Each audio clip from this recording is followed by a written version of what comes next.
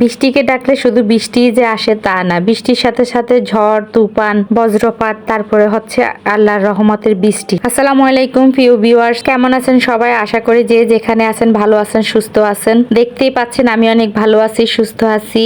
আর যেই পরিমাণ বাতাস হচ্ছে, যদি শুকনা মানুষ হতাম তাহলে মনে হয় উড়েই নিয়ে যেত। সকালে উঠেই দেখি কারেন্ট নাই, তার সাথে সাথে আজকে কি হলো জানি না, পানিও নাই আমাদের বাসায়, মুখ ধোয়ার পানিটাও নাই। যাই হোক, কোনো রকমে বাচ্চাদেরকে নাস্তা বানাই দিছি। আর বৃষ্টির পানি আমার বাসায় ড্রামের মধ্যে ছিল, তো সে কারণে ওই পানি দিয়ে কোনো রকমের ধোয়া গুলা করতেছি। আর সব প্লেট বাটি সব আধোয়া সব রয়ে গেছে। প্রতিদিন তো সবজি খাই, তো আজকে শুক্রবার, ভালো মন্দ তো কিছু একটা রান্না করতে হবে, না হলে তো আর রক্ষা নাই বাচ্চাদের কাছে। মাংসগুলা আমি বৃষ্টির পানি দিয়ে ধুয়ে নিছি কোনো রকমে, তারপর এখন বসাই দিচ্ছি সরিষার তেল দিয়ে। আজকে রান্না করব মাংসটা। আজকের ভিডিওটা সম্পূর্ণ দেখবেন, কারণ আজকের রান্নাতে আমি একটা জিনিস দিতে ভুলে গেছি। তো কোন জিনিসটা দিই নাই সেটা আপনারা বলবেন, যদি বলতে পারেন মনে করব যে আপনারা আমার ভিডিওটা সম্পূর্ণ দেখেন। তেলের মধ্যে আমি পেঁয়াজগুলা দিয়ে গোটা মশলাগুলা দিয়ে দিছি, এখানে তেজপাতা, এলাচ, দারচিনি এগুলা দিয়ে ভালো করে ভেজে নিছি। রান্নার সুবিধার জন্য আমি গুঁড়া মশলাগুলা একসাথে নিয়ে নিছি, কিছু মাংসের মশলা নিছি, হলুদ, মরিচ, জিরার গুঁড়া, ধনিয়ার গুঁড়া এগুলো একসাথে আমি একটু গরম পানি দিয়ে মিক্স করে নিছি। মশলাগুলা মিক্স করে আমি এক পাশে রেখে দিছি।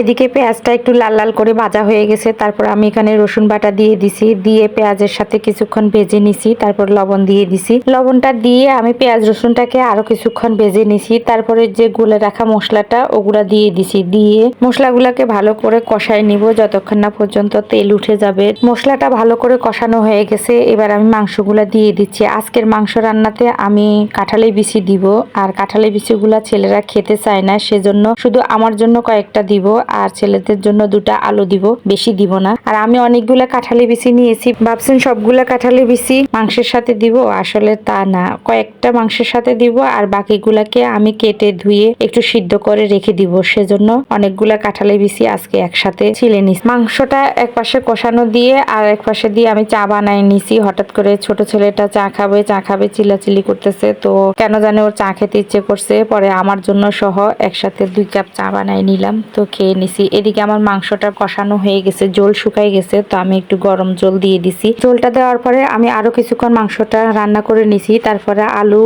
আর কাঁঠালি বিচিগুলা দিয়ে দিছি। এটাতে আর আমি কোনো পানি দিই নাই, এই ঝোলেই আমার মাংসটা হয়ে গেছে। আমি একটু সবজি বেশি রান্না করার চেষ্টা করি, কারণ এখনকার বাচ্চারা মাংস ছাড়া খেতেই চায় না। আমার ছোট ছেলেটা এমন হয়ে গেছে যে মাংস ছাড়া খেতেই চাইতো না, তো এখন আমি বেশি বেশি সবজি রান্না করাতে, মাংসটা থেকে একটু দূরে রাখাতে সপ্তাহে 1 দিন বা 2 দিন মাংস রান্না করি, তো সেজন্য সবজিটা এখন ভালোই খাচ্ছে। আজকে ভাবছিলাম যে শুধু মাংস রান্না করব আর ভাত রান্না করব, ভাত দিয়ে আজকে মাংস দিয়ে খাবো, কারণ গত শুক্রবারে আমি পোলাও করছিলাম। ভাতটা আমি রান্নাও করে ফেলছি, কিন্তু ছোট ছেলে কোনোভাবেই ভাত খাবে না, সে পোলাওটাই খাবে। তো কি আর করা, যেহেতু আবদার করছে পোলাওটা খাবে, আর শুক্রবার আসলে সে পোলাও অথবা বিরিয়ানি এই দুইটাও ওর জন্য থাকতেই হবে। তো ওর জন্য 1 পট চাউলের পোলাও করে নিচ্ছি, যেহেতু আমি ভাত করে নিছি আগে, সেজন্য 1 পট চাউলেরই পোলাও করছি।